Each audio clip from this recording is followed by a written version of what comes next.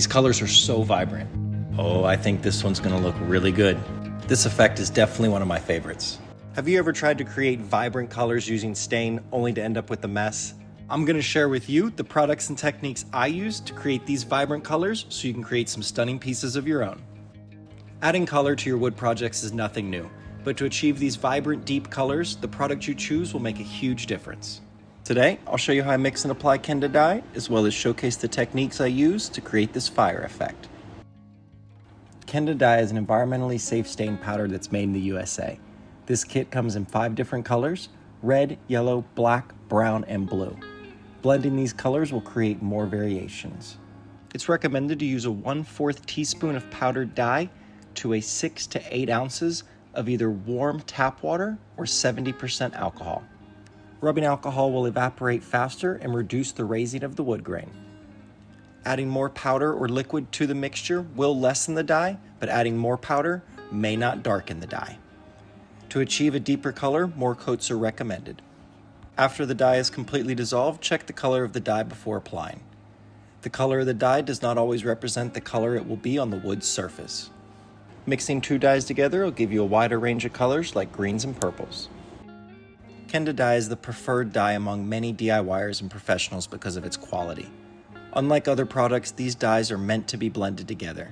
Because of this versatility, you can create some of the most stunning effects using endless techniques.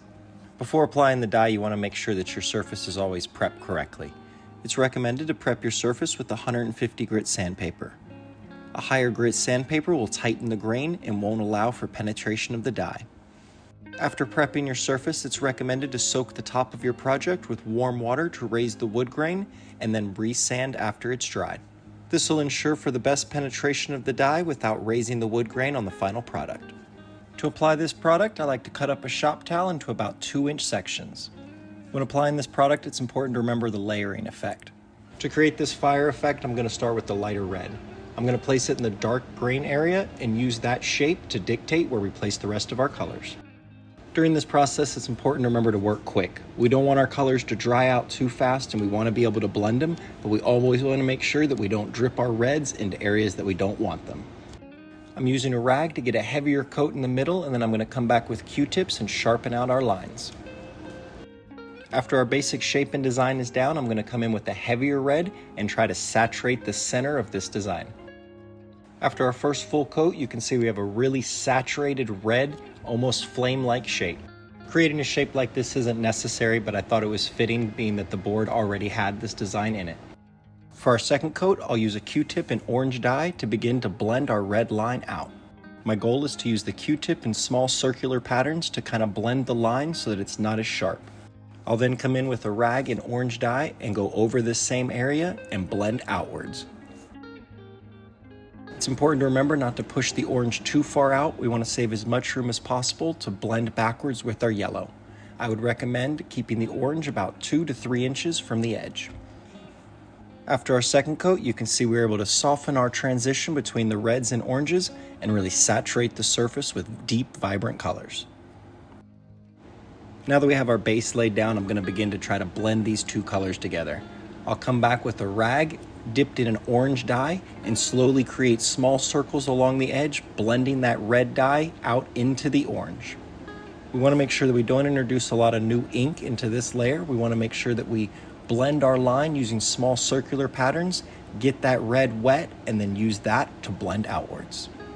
After this coat, you can really start to see how the blending effect works, but the next coat will make the entire project come alive.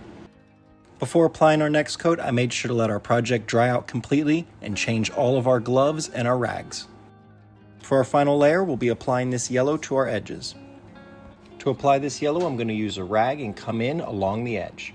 I'm going to make sure that I don't blend our oranges too soon. I want to make sure that I really saturate the edge as much as I can with the yellow. I'll then move on to coating the rest of the raw wood with this yellow dye without blending into the orange. After I'm satisfied with the hue of the yellow, I'll then come back and repeat the same process I did to blend the reds into the oranges, to blend the oranges into the yellows. While blending this orange, it's important to remember to try to keep as much yellow on the edge as possible.